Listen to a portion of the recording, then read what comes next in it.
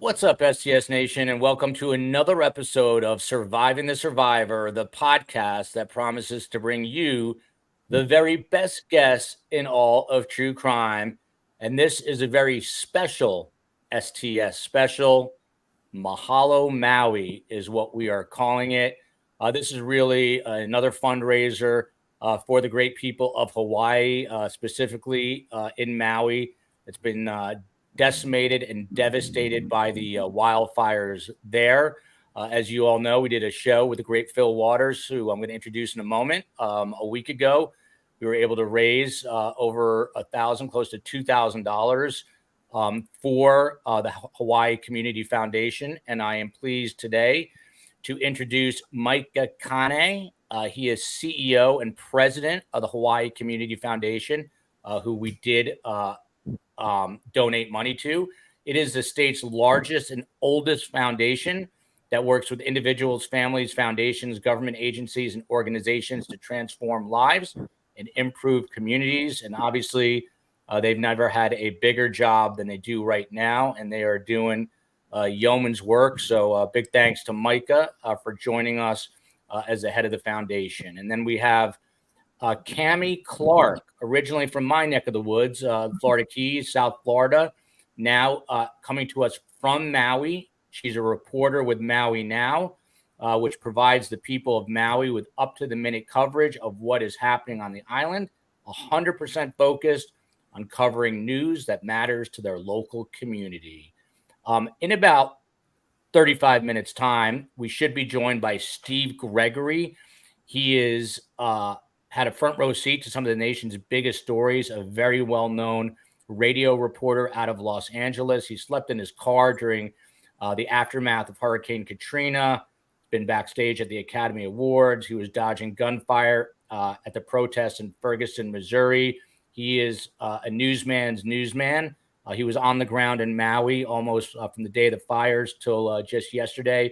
He's a 7-time recipient of the Edward R. Murrow Award, and he's supposed to hop on with us and tell us what he has seen and experienced on the ground. And then you all know this face, Detective Fil Waters, looking very Hawaiian with the sunglasses and the Hawaiian shirt.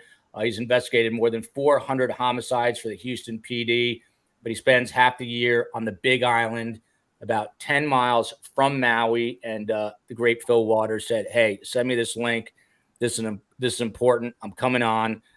He is near his church, which is where he likes to be. And then we're going to have Sherry Palumbo, an STS Nation member who goes by Carpe Diem.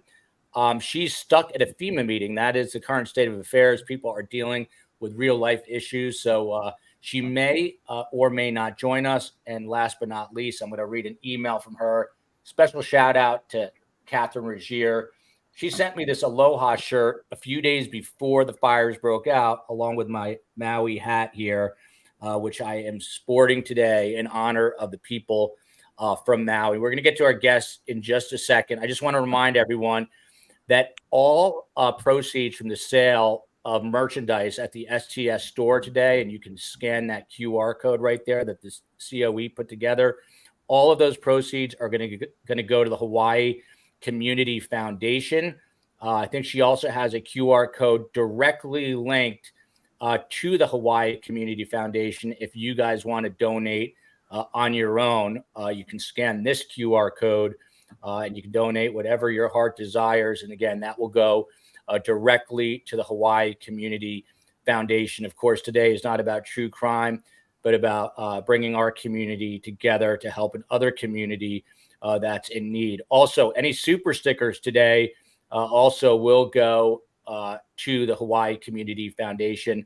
Look at that, right on cue, Courtney, 1999. Any super stickers, that's $20 already going to the Hawaii Community Foundation. So, quick backdrop. I don't want to talk much longer, even though I will. The fires began August 8th. That's 12 days ago. The death toll officially now at 114, still expecting, unfortunately, many more dead. Only 6 victims have been publicly released, and let's take a moment to mention those victims right now. You have Alfredo Galinado, 79, Robert Dickman, 74, Buddy Jantok, 79, Donna Gomez, 71, Melva Benjamin, 71, Virginia Dofa, 90. Sadly, it is being reported that a lot of children may be brought into the mix, as you can see here. Doesn't make it any better, but some of those named victims are a little elderly. Kiro, we're going to talk about him a little later on, a 14-year-old boy that did not make it, and he was found clutching onto his dog. So, Cammie, to you, do we know, first of all, how are you doing, Cammie, in light of everything that's happened? It's been challenging, as you can imagine. I was through Hurricane Irma, and that was horrible, but there wasn't the loss of life that this incident had.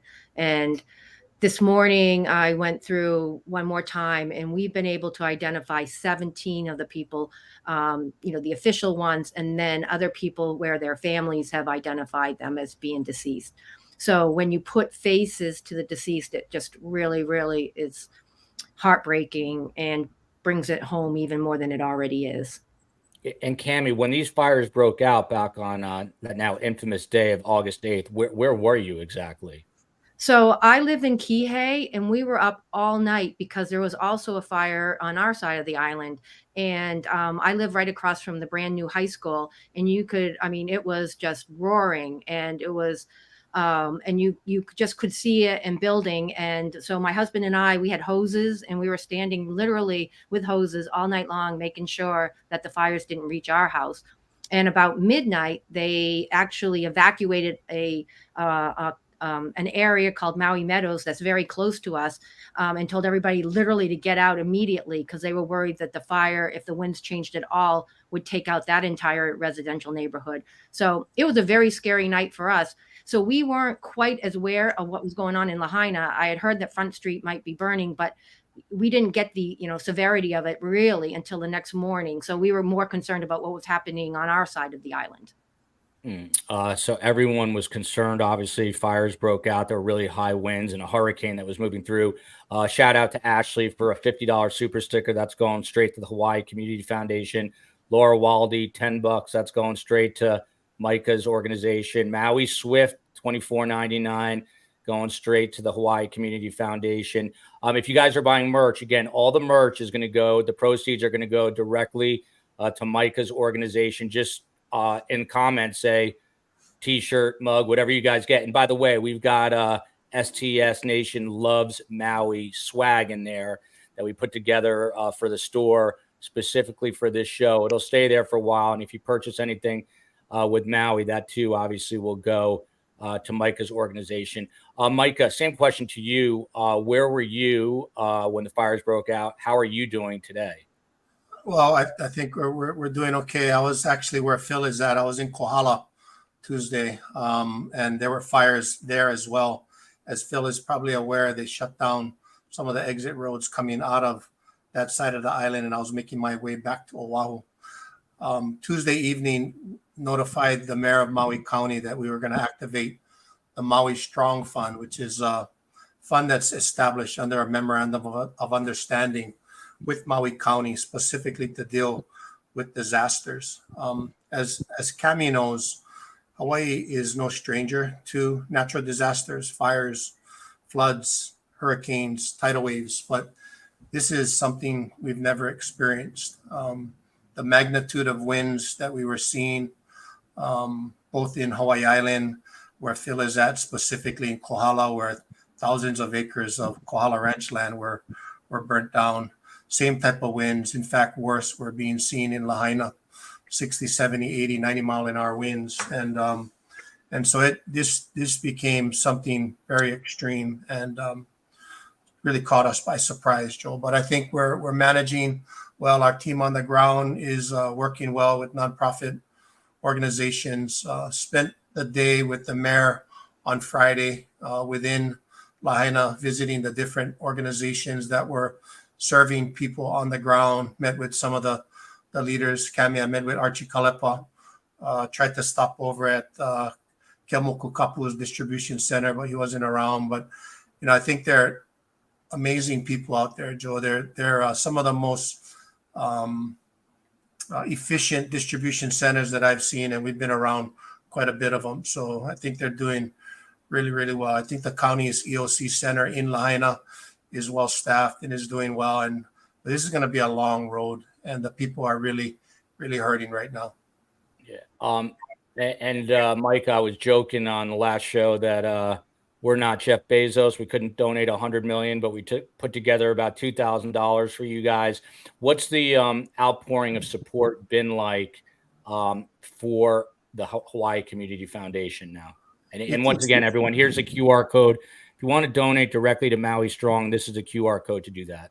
Go ahead, Mike. Well, first off, I would say that the good words, the prayers are as important as the resources. And so, that advocacy, Joel, is super important for our families out in Maui to feel. So I just want to really make sure people understand that.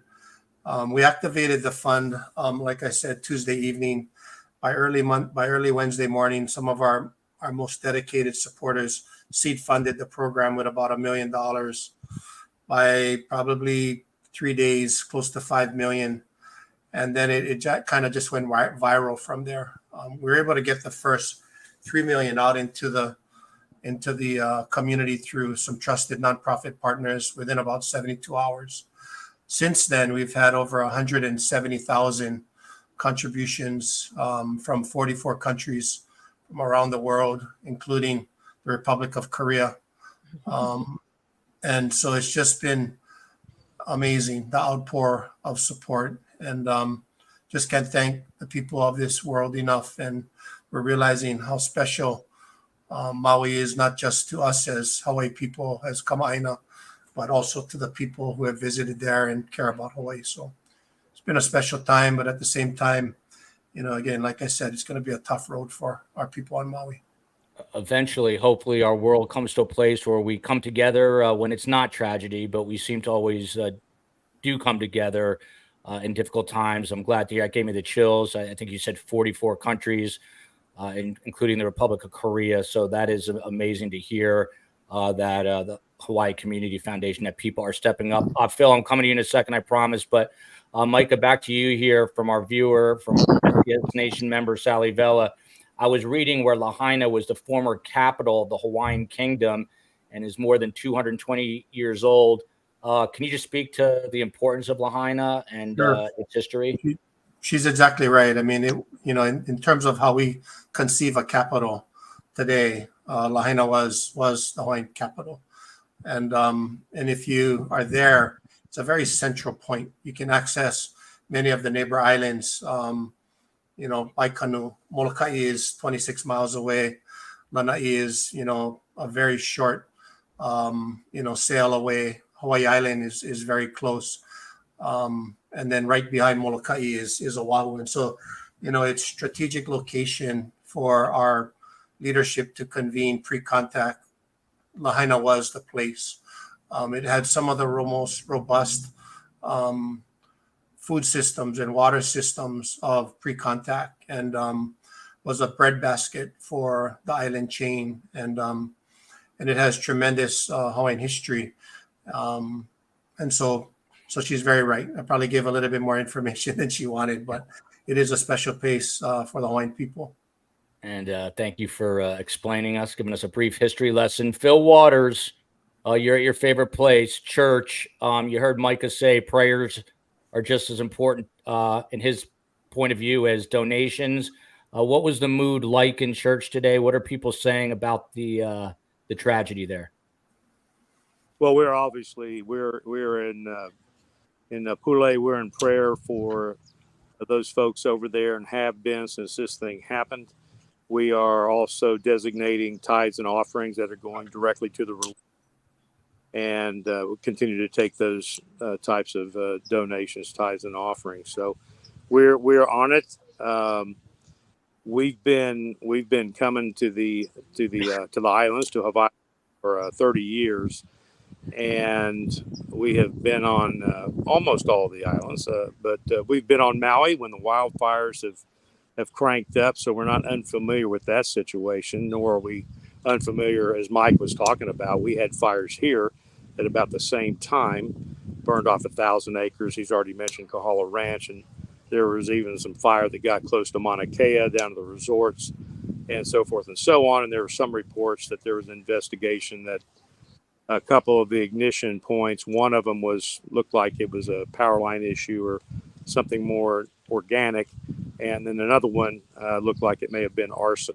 So I can't imagine the mind comes up with that kind of an act in the middle of already a very serious circumstance. But our guys here, I will tell you this: our firefighters here got on it very quickly and were able to get bulldozers on the ground over there and just dug a fire break. And within about a day, I want to say, Mike, you can correct me if I'm wrong, but we got reports that it was 60% contained. So they were getting it fairly under control. And when they talk about 100% containment, that doesn't mean that everything's been extinguished. It means that we've got hot spots going around, and they're going around to make sure that it is completely extinguished. So, and we did have roads closed down for a period of time. Things were going within a couple of days. So, of course, other gaps is the other side of that thing. And just when I saw what was happening, Phil, your audio's cutting up a little bit, so I'm gonna move on to Cammie. We'll come back to you. I think it's just a slight glitch. Shout out to Deb McCall, $20 super sticker going to Micah's Hawaii Community Foundation. Jet Wilson, same deal, $20 from K Angle, all going. Donations here, $13.99. May God bless Hawaii yesterday, today, and all for all their heavy hearts tomorrow. $19.99 from I Am Not T-Pain. And we got a question here from I Am Not T-Pain for Cammie. There have been reports of possible missing children. Do any of the best guests have any information on what that is looking like or the validity of those claims, Cammie? Yeah, absolutely. There's the possibility of children. We have not been able to get an official count of the missing, no matter how hard we have tried. So it's anywhere from 400 to sometimes even over 1,000. So I don't know. We just don't know how many missing there are. There was a woman that actually did a crowdsourcing site, and at one point it had 6,000 names on it. And since then, it's now down to about 849 that have not been located. So many of those people could just be, not having cell service and that kind of stuff. But we just don't know how many people are left that have not been found. And unfortunately, the good news is that they're almost 85% done with the search area, and probably more after today. But the bad news is we just don't know how many people are not going to ever be found. There's that possibility that their remains were just burnt, past being able to be found. So all of that, we just don't know. That's the really, really, really sad part about this, is so many people are just waiting for answers to loved ones. And the fact that it's going to take, weeks, if not months, to identify even the remains that they already have is just agonizing to the families. And we are now joined for about 15 minutes or so. He's making time during a tropical storm, the first ever for the state of California. Legendary KFI news reporter, Stephen Gregory. Steve, great to see you. How are you? I introduced you before you were here. What struck you the most about your time on the ground in Maui? Well, I think for me, it was how chaotic it was, how unorganized it was. I'm used to Southern California. I'm used to some of the finest first responding agencies on the planet. So I'm used to having a very robust and open sort of public information conduit ready to roll. I'm used to being able to pick up the phone and call people and get intel immediately. So anytime I roll up on any kind of a scene, whether it's at Hurricane Katrina, whether it's stories in other parts of the country, I know that I'm going into foreign territory. And in this particular case, I'd never been to Maui before. So I had to start from ground zero. I had sources there. I had colleagues at other networks that we were all working together behind the scenes to get each other information. But I think what struck me was how little information I could get. I'm used to having more information faster when I get on scene somewhere. Welcome to And Maui. yeah, welcome to Maui. Cami says, Stephen, I'm going to stick with you because I know your time's limited. Ketchup, big friend of the show here. Some victims are still in the process of being identified. This is what Cami was talking about through DNA, and local mortuaries are taking some heat. What can be done to help speed up the process? My question to you, right now, the death toll is at 114. Only 6 have been publicly identified. How fearful are you that these numbers are going to go a lot higher, and particularly a lot of children? Well, and I was listening to a little bit of the dialogue beforehand there. I don't know if you discussed why there might be so many children still unaccounted for. And Please explain. I can talk about that in a few moments. To your point, we are told, and I was told by boots on the ground, and these are first responders that are still in the impact zone, are telling me that they are fearful that this number is going to spike, because where the search started, and we were allowed into the impact zone for 1 hour on Tuesday. So I got to see it, but that was only after I got a lot of grief from Governor Green. After I asked a simple question, why aren't we getting any access? And then he completely went off the rails on me. So, but it was the FEMA guy that came forward and put me in the zone for an hour. So I was able to see for myself. But part of that is because the searching that they are doing was mostly in businesses and other places that had already been evacuated. And what they fear is as they get more into the residential areas, there's probably going to be more human remains there. But the thing that I was the question, and I did a one-on-one with Mayor Richard Bisson on Friday. And the thing I was trying to get from him was, this number keeps coming out. It's 114, and it's a very slow progress. And there's a reason for it. They don't want to release any names until next of kin has been notified. And I understand that, and I appreciate, and I'm respectful of that. But there's close to 1,300 people still unaccounted for at last count. It used to be more than 2,000. They've completely amended it to closer to 1,300 unaccounted for, but there's 114 confirmed deceased. The gap in between there is what has me concerned. Now, are they unaccounted for because they're still up in the hills and at their, people's homes? Because we did find out there were about 55 people that had been staying at one house in upcountry. And then all of a sudden they came down and checked in, and then they were able to mark their names off the list. So we don't know how many of those types of people have taken off into other areas and not made themselves known. The other faction in this is people from the mainland, the relatives and of loved ones that might be tourists on the island. How are the people from the mainland supposed to make connection with authorities on Maui about their loved ones? But they have to report them missing, and I don't know that they know how to go about that. And I found out that they have to contact the FBI, and then the FBI is going to facilitate DNA swabs in wherever jurisdiction they happen to be on the mainland. That FBI office will facilitate that. Now, with respect to the kids, the reason I was told that they're anticipating a high number of kids is because the day of the high winds, the schools were closed. Now, the way it was explained to me by locals and some officials on the ground is that a lot of families there, we're talking about a lot of working class folks, and a lot of families there can't afford childcare, daycare. And when they close the schools, they leave the children at home. And then the parents are out working. And some of these parents have to work 2 and 3 jobs. And then when chaos struck, parents couldn't get back in because the roads were closed by then, whether they were closed because of the fires or whether they were closed because of the backlog of cars that were abandoned. Then we were also told roads were impassable because of down power lines. A fire truck actually blocked an egress point because it caught fire. But they are fearful that a lot of kids are still unaccounted for because they were caught in their homes at the point of the blaze. And that's terrifying. One such kid is Kiero Fuentes, and we'll get to his story a little later on. Again, 14 years old. School was getting ready to start the next day. His parents were at work. He's adopted. They raced back. It took them 2 days to get home. When they found Kiero, he was sadly found burned and charred with his arm around his dog in the same condition. So that's horrific to hear from. We are joined now by STS Nation member Sherry Palumbo, aka Carpe Diem. Sherry, thank you so much. I know you were dealing with a FEMA meeting where were you when the fires broke out, and how are you doing? I was about 3 to 4 miles from the fire, north towards Napili, but Honokawai area.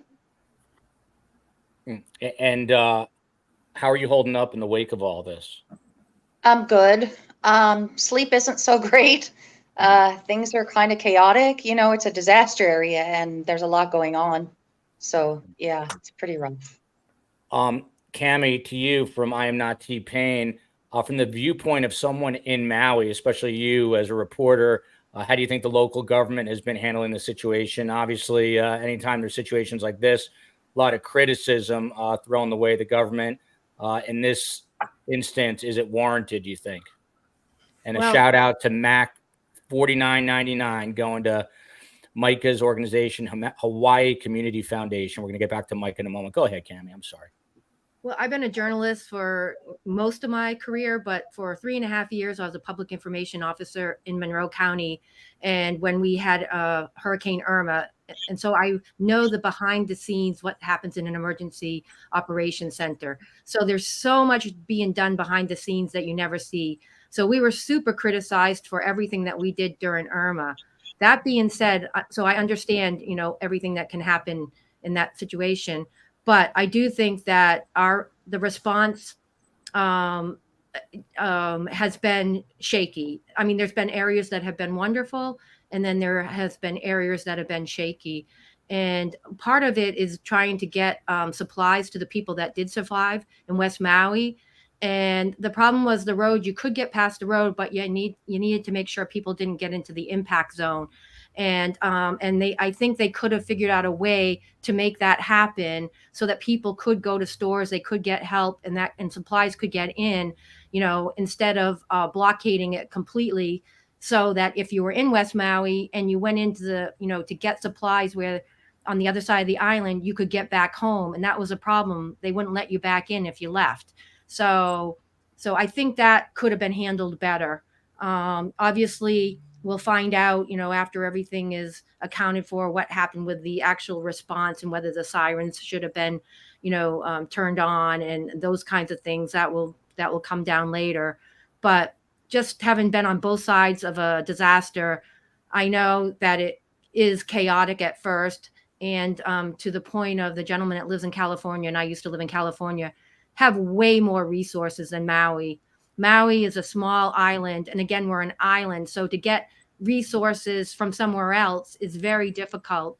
And at the same time that we were having our issues, as the other gentleman pointed out, there were 4 fires on the Big Island that also needed attention. So resources were spread super, super thin.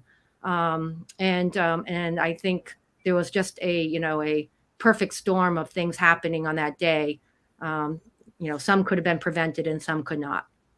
And Mike, I promise I'm coming back to you, but Stephen Gregory is a veteran news reporter, has limited time. Says, Stephen, you've covered the biggest of the big stories.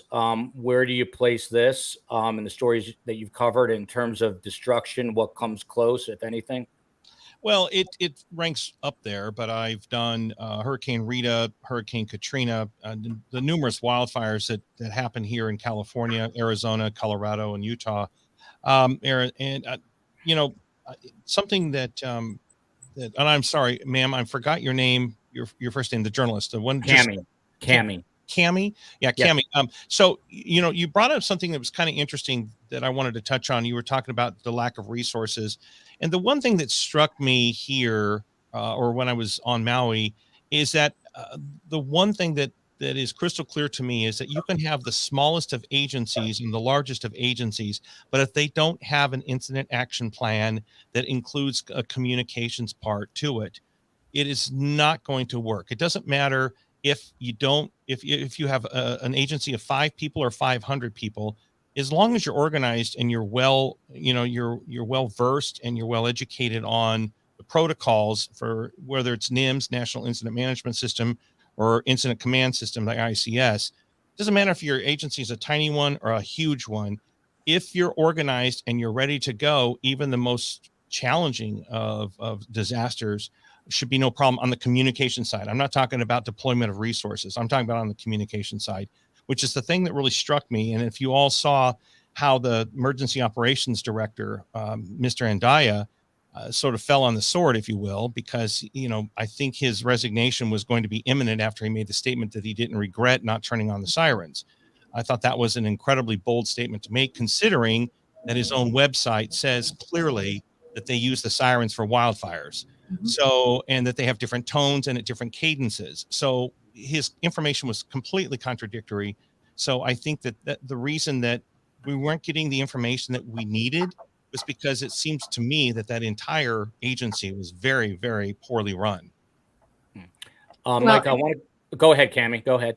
I was just going to say, like I said, I've been a journalist for almost 40 years and worked in 4 or 5 different states, and Maui and Hawaii in general are very tight-lipped, difficult to get information for anything. I want to do a story about the roads. It's like pulling teeth. I've never been to a place that is so guarded about information as I have in Hawaii about anything. And so this does not surprise me that getting information has been super difficult. And again, when we did Irma, our emergency operations center, we had our emergency director out in front every single day, heading it, our county administrator. Every single day they were available. I especially made them available to our local reporters who needed the information most. I mean, I know, no offense to you, but you parachute in and you'll parachute out. And a lot of people will do that here. But the local reporters are the ones that really give the information to the community that needs it. And again, when I was a public information officer, I served my local media first, and then anybody else that was parachuting in, because they're the ones that are going to have to deal with this long after everybody else is gone. And Cammie, I'm sorry, but you're absolutely right, and I'm glad you said that, because in addition to what I do here, I'm also a certified crisis communications media relations instructor for the LA County Fire Department and the police department, and that's the thing I teach them: always take care of your locals first. But that does not mean to demean and just be dismissive of the outside media. The thing that really bothered me about this here, and I'm glad you brought that up, is that your local media, they live, they work here, their kids go to school here. You're integrated into the community. Absolutely, you should take care of these folks first.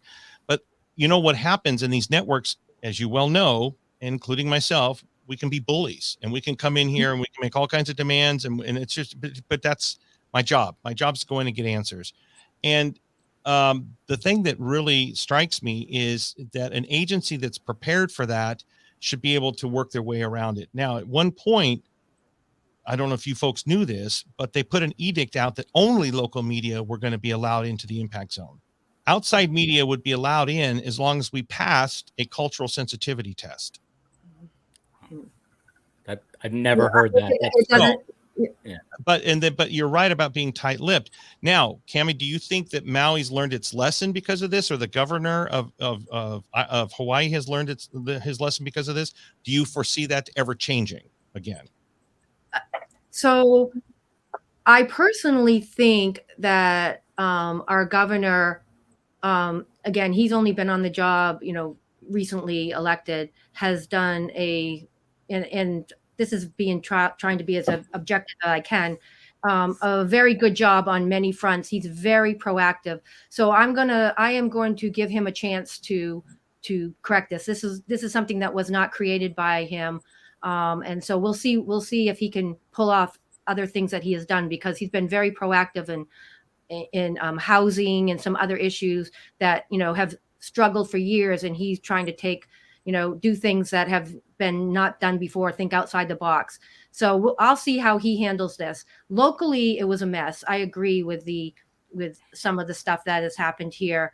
And again, sometimes when you're a small county, and again, when things don't happen to this magnitude, and again, I know you can be as prepared as you think you are. And we thought we were in the Florida Keys. When it all comes at you at once and you are struggling with all the issues that are happening, and our emergency manager, he had lost his house himself and is trying to direct it. So I know when you're a small county, trying to do something that's this magnitude, and FEMA's coming in, and all these people are coming in all these directions, and people are screaming at you and everything. It's difficult. And as well-oiled a machine as you may think you can have, it can all go to hell quickly. And and the communication also was just hampered also by the lack of cell phone service and internet and stuff in the hardest hit areas, which was the same thing that happened in the Florida Keys. We didn't have our firefighters could not communicate with other people, the other first responders. I mean, we had everything go down, all cell phone service. Only thing that worked was radio to radio, and you had to be close because the towers were down. So it's difficult and especially when you're a small county. But again, I think lessons will be learned, and they'll be learned for the entire state, because, there's fires burning right now on the Big Island, and that's what I was overseeing before this. And, God forbid they were blowing and then they, take out Kona, which could happen, so we're ripe for fires here, and climate change obviously is playing a part in it. They're getting more and more frequent, and, and the temperatures are going up. So there are going to be a lot of lessons learned, and I think there'll be lessons learned for our entire state. And Micah Kane, Stephen Gregory was talking about the resignation, as you know, of Herman Andaya. He was the emergency management, the head of emergency management. Mayor Richard Bisson immediately accepting his resignation. He said, given the gravity of the crisis we are facing, my team and I will be placing someone in this key position as quickly as possible. You see this from Jerry Michael of STS Nation. Do any of the guests think that if the sirens were sounded, would that have helped or send everyone in the wrong direction into the fires? Micah, curious your take on the controversy surrounding the sirens that will probably grow in the coming days as we're getting some support from Australia as well. Go ahead, Micah. Well, I think I can't really comment on the incident and what occurred, and nor am I interested in it, to be honest. Our focus is 100% on the families and community that has been affected, and trying to make sure that that community can remain united and not be divided by all the external forces that are entering that place. And we're just trying to be very respectful, as much as, Lahaina is a small community. Our guest here from Napili probably could best speak to that. But even as someone who's raised in Hawaii and has family in Lahaina and his family on Maui, I still go in there, trying to be respectful as an outsider, and just trying to do everything we can to allow that community to stay one community. I think a lot of the conversations that are occurring that are trying to speculate on what has happened has created, divisiveness within the community that has been, I think, harmful. And so our focus is really on just providing services and seeing those leaders rise up and supporting them the best we can. And Micah, we have the QR code here for Maui Strong, the Hawaii Community Fund. This is who we donate to. STS Nation, you can pick up your cell phone and take a shot of this if you want to donate directly. Outside of money to you, is there any other way people can help? That's question number one, Micah. And number two, I think you said you doled out $3 million right away. Can you tell us, how is that money being used, to what end? Right. Yeah, actually, I have about $8.5 million that has gone out the door in the last 9 days to 46 different organizations, from everything from fuel that is going to support boats coming in from Molokai and other places to provide, propane gas and other types of services. We're providing medical, food, water, shelter, direct cash contributions. We're trying to get out in front with some of the needs we're hearing about communication, and we're in direct contact with some of the cell service providers. As Sherry probably knows, you're seeing a lot of Starlink prop-ups popping up now for interim communication. We're funding a lot of that. Grants are going out as small as $5,000 and as large as $1 million. And so it really depends on what is needed. And we're just trying to be as flexible as we possibly can in order to serve the needs of that community. And Sherry, back to you. You're sideways right now, so maybe you flipped your phone a little bit. But Sherry, what's it like just day to day right now? Going to the store, getting milk. Obviously, Hawaii is an island on a normal day, but now a much more difficult place to access goods and things of that nature with road closures and all of that. So, what's it like for you to just go food shopping and get the necessities? Hi, can you hear me okay? Yep, got you. Great. I got a call while you guys were talking.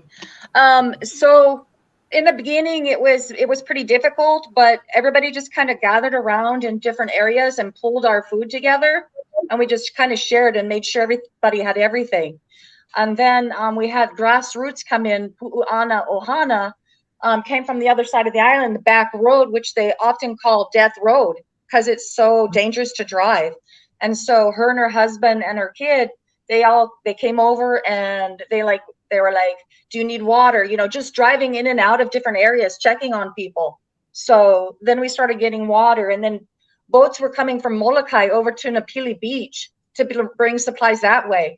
And the church on the big hill, they had some food, and they pulled all their resources and started cooking for people and housing people. I had 10 people in my studio that night that had fled from the fire and lost their homes. So a lot of different things going on, but good news today. Brought me to tears. I saw Times Market open. They've been closed, and when the power surge came back on, they lost their coolers. So today their coolers were on, fixed, and they're putting meat back in them and stocking things. So I was like, I came to tears just seeing that. The groceries store is open. People are in there getting stuff. So yeah, it's pretty emotional.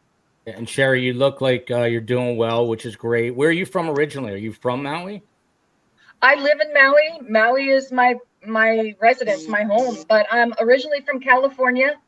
My family bought property here in 1970, so kind of been getting acquainted with the island, and then being kind of part-time resident for 10 years, and then now full-time last 4 years. We have an email from an other member of STS Nation, and this is why I love our community. Sherry offered to come on, never met her before, but she is in the chat a lot. Catherine Rogier is the one who sent me this hat and my Aloha shirt before the fires. She has a very kind heart. We have an email from her I just want to share with STS Nation. This is part of it. I'm going to read the entire thing here. There's been criticism that the response from local government was too slow and that the people saved themselves. What is true is that we live on an island in the middle of the ocean and resources are limited. It never becomes more clear how vulnerable we are other than when we have some kind of disaster. Could things have been handled differently and or better? Maybe. But what I do know is that it was a rapidly moving, impossible situation that escalated out of control in minutes. In this impossible situation, heroes emerged, strangers stepped up to help strangers, neighbors helped neighbors. There are and will be so many stories emerging about all the huge heroic gestures and small acts of kindness. Micah, when you read that, gives me the chills. How have Hawaiians come together to help each other in the wake of this? I think there's many examples of that. The most one that's received the most coverage locally is a gentleman by the name of Archie Kalepa. He's one of our well-known navigators on the Hokulea, which is a worldwide voyage of a very traditional way in which the Hawaiians navigated throughout the Pacific through astronomy, and he's one of our leaders in that space. He lives in a Hawaiian community called Leali'i, which is just Mauka on the mountainside of Ka'anapali, and he's set up a distribution center and has done just amazing things and has gotten national coverage for that work. I'm sure Sherry is familiar, with him. Another young couple, right down from where Sherry lives at the Napili Distribution Center, have organized, in partnership with government and with other nonprofits, a very, very well-oiled distribution center there, and just people are popping up all over the place, Joel. And those are the things that we're looking for. How do we scaffold around these leaders with, organizations that have assets that can help, bring some additional capacity and scale to these leaders. And so that's happening throughout that area. I think the other point I want to say in terms of like, and this is, I think, partially a credit to the response, but also a credit to the community. Within 3 days, 2,100 families were in 3 shelters, primarily outside of Lahaina.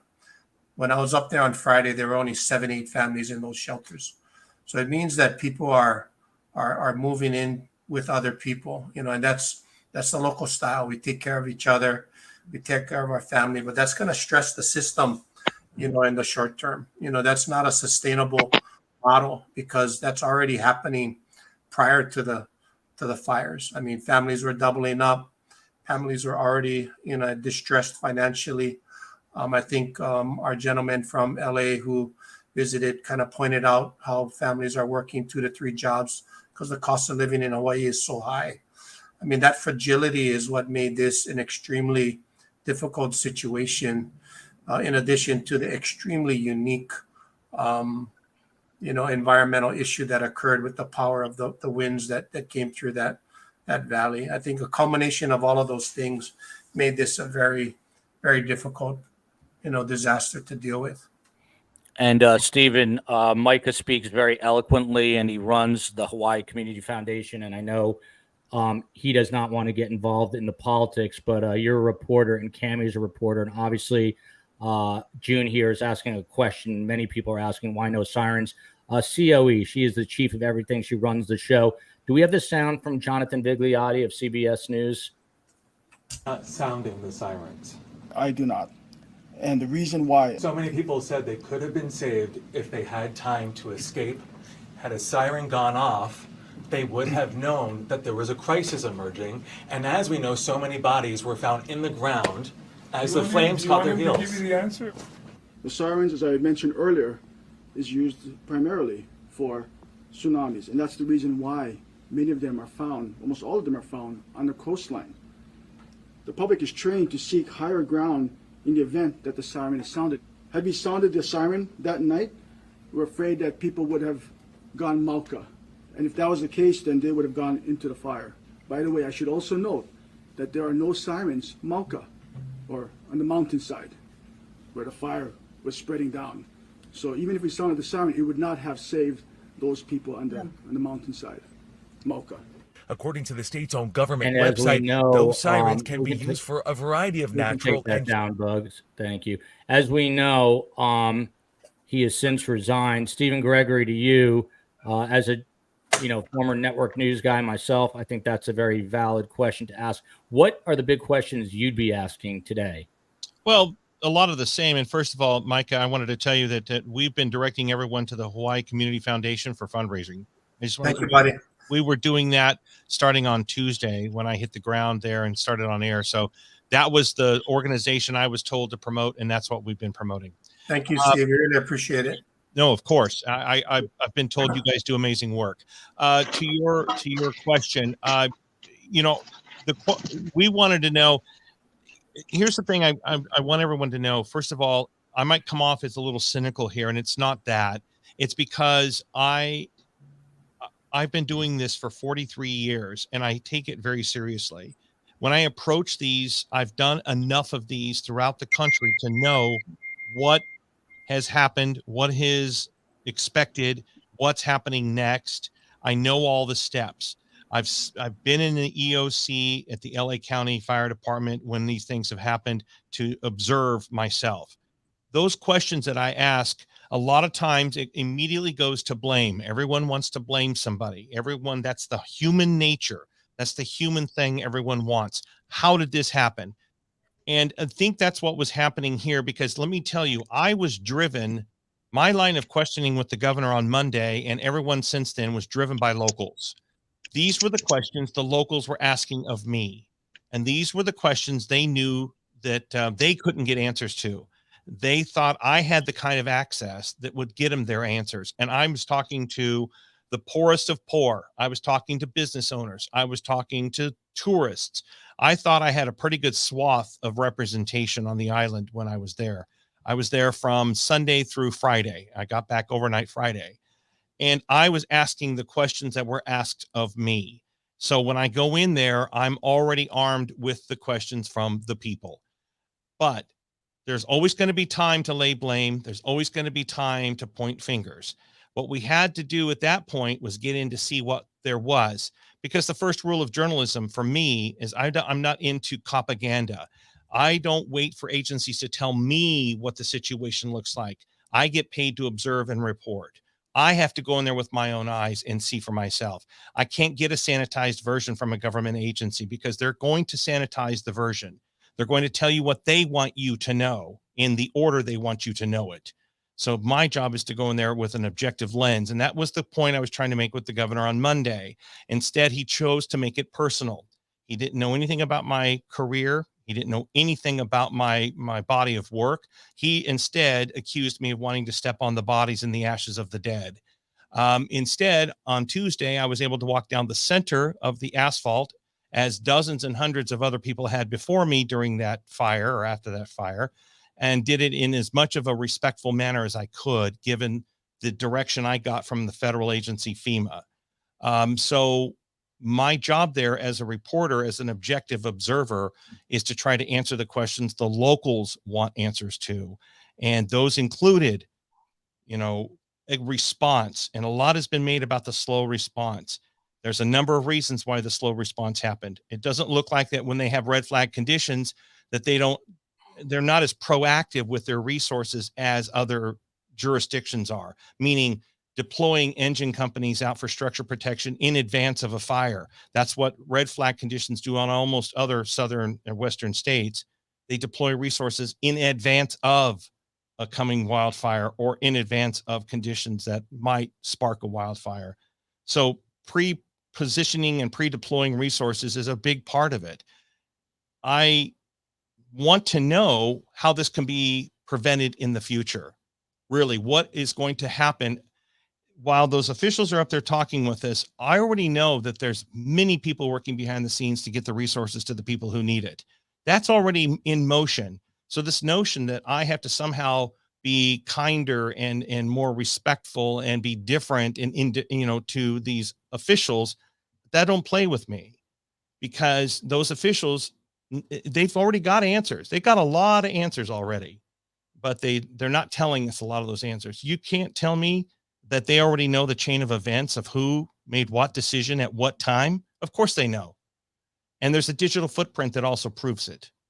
So I'm asking those questions of people that are asking me those questions.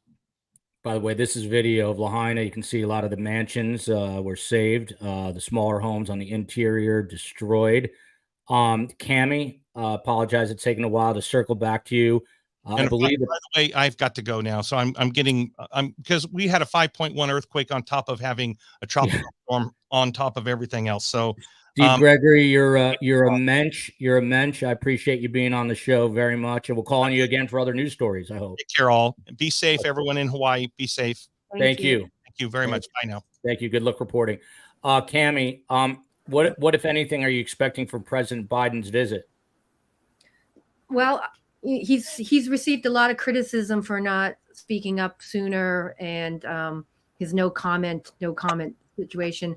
But I talked with Senator Schatz today and people there, and he's going to come and try to do what Joe Biden wasn't used to be known for, is his empathy and giving people hope. And so I expect that that's what he will do tomorrow. He has been, at least according to Governor Green, very proactive in giving the emergency declarations that are needed and the resources and funding, that have been requested of him. And I don't know of anything that has been requested of him so far that has not been agreed to. So obviously this is, what is it, the worst death toll of a fire in 100 years and unprecedented in Hawaii. So we are going to get resources. And Senator Schatz said that he is going to be working, to get even more resources coming in, because this will be a multi-year rebuilding of Lahaina. As Micah knows, we don't have housing here. We had a housing crisis before this happened. So we're going to lose some families to the mainland or to other parts of Hawaii. We just don't have the housing. They can stay with other families short term, but long term, it's not going to work. And you're not going to rebuild here quickly because we are an island, and because it takes forever to get, resources here on barges and stuff. And it's so expensive it's so expensive that Senator Schatz said that, they're going to try to get the loans higher, because 500,000, even though they've been raised from 200,000 to 500,000 for the SBA loans, it doesn't cut it to rebuild in Hawaii. It's so expensive here. So this is going to take years and years and years. And, and I just hope that, for the long term, that the support will stay with us, because we're going to need it, long past, all the major journalists going back home, and we're here to try to rebuild. Cammie, right back to you from KD. Has the use of cruise ships for housing been considered? That is something I know they talked about even during COVID to quarantine people in, let's say, Manhattan, even Los Angeles. What about using cruise ships for housing out in Maui? I know we considered it once in the Florida Keys, but I haven't heard any talk of that here. And I don't know that it would be super practical cost-wise and those kinds of things. So I just don't know. And Sherry, you are the citizen in Maui, the one that the government, needs to be accountable to. What do you need help with? Oh, you have to just unmute yourself. I'm sorry. Got it. I'm good. I don't need no help. I'm actually helping others. The FEMA meeting, I went to one yesterday and one today. There are people here that don't drive, so I'm driving them to get help and getting signed up and whatever else they need. I've been driving over to the other side to get medical supplies and emergency insulin, and actually got stuck on the other side. And then when they finally opened up the death road, I could come around. But right now we have a lot of donations coming in. I actually went to my personal bank on the other side of the island and got out $4,000 that people had donated in and put it in people's hands. There's a lot going on. FEMA didn't give any inclination on the long-term housing plan, because I know in the past they could bring in like single wide trailers and house people for up to a year until they find housing. They were like closed mouth when I talked to them. Right now, I know that they're housing at least until the end of September, and then I guess they go on extensions after that. I think that's kind of stressful to people that are in there and they don't know until last minute if they're going to get an extension. So, yeah. And Micah Khan is, I assume, would agree with Tiff Knox's comment here. Blame does not help this early on. You can do that later. His organization is just worried about getting help to the people and getting money to the people. Mike, I'm curious. I don't know if you're a religious guy or not. This is giving me the chills to read, but it is being called a miracle. Of course, we know the wildfire engulfed Lahaina. Somehow the Maria Lanakila Catholic Church was completely unscathed, the 175-year-old church. There's a photo of it next to the famous banyan tree, which we don't know yet if it's going to survive from what I'm being told, but it's still standing. But what about this picture of this church, Micah? How do you explain this? Completely untouched. You know, it's interesting, Joel. In the day that I spent out there, there were probably a half dozen of these kind of very unique situations where, certain very special places, got spared. And you don't know, and, just even overall the historical importance of this place and from pre-contact to contact to present day, the evolution that has occurred in Lahaina. It's just a very interesting and scary situation we find ourselves in right now. I think that part that concerns me the most right now is when the lights shut off and we stop talking about Lahaina, 2, 3, 4 weeks from now. And it's that time period that concerns me the most. Getting people into a cadence of being able to function in some kind of normalcy so that families can function. As people were talking about housing, I mean, in Hawaii, and this may be the case in other communities, but definitely in Hawaii, we're a close-knit community. So if we're going to get relocated, we want to be relocated together. It's not like you're going to just send people to different shelters across the island and you can figure that out. I mean, if you hear some of the leaders talking in community, they want to be a part of that conversation. And that's the role that we hope to help play, is to help make sure their voice is heard. We have the ability to do that. We intend to try to help make that happen. But really, I think the concern I have is really 2-3 weeks out the line when things shut down, media starts turning off, and we're really going to have to start fending for ourselves. COE, let's put up the QR code for the store. Anyone who buys merchandise today in the store, and the COE made special STS Nation Loves Maui items for the store. Anyone who purchases anything, all the proceeds go to Micah's organization, the Hawaii Community Foundation. Cammie, I just want to circle back to the water issue, which we talked about a little bit. The person's name is M. Kaleo Manuel. He's now the former deputy director of the Hawaii Commission on Water Resources. It took more than 5 hours for them to get the water going. He described water as sacred, saying, let the water connect us and not divide us. He was quickly transferred to a new position. How closely is that going to be looked at? How big an issue was it to wait on the water release? So water has been an issue on Maui for many decades, and it's a very tricky issue before this happened. So it's very controversial. Let's put it that way. And I don't know what the answers are, but people have been fighting over water on Maui for a long time, way before this happened. And I don't know how it's all going to play out. So, I just can't, I can't answer anything more than that. Cammie, do me a favor. We're not there. We're a world away. Tell us what it was like. I can tell you I was at ground zero on 9/11, and it's not something you just see. It's also something you experience through smell and other ways. That smell will never leave my senses. What was it like being in the impact zone for you? What did you take away from there?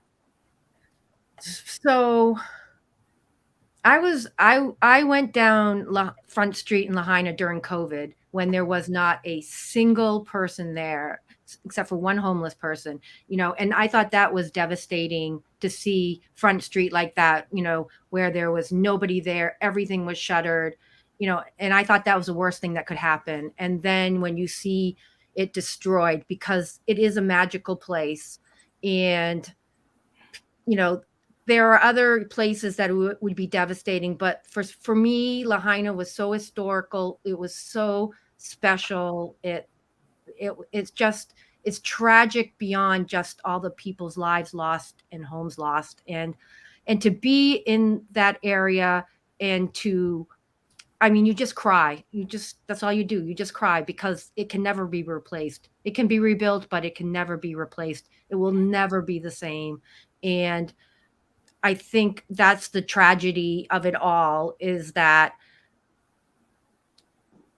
I don't know. I just cry just thinking about the lives lost, the places lost, everything. It's just like I told people, it's just gone. It was just gone. People, places, history, culture, everything just gone in a few hours.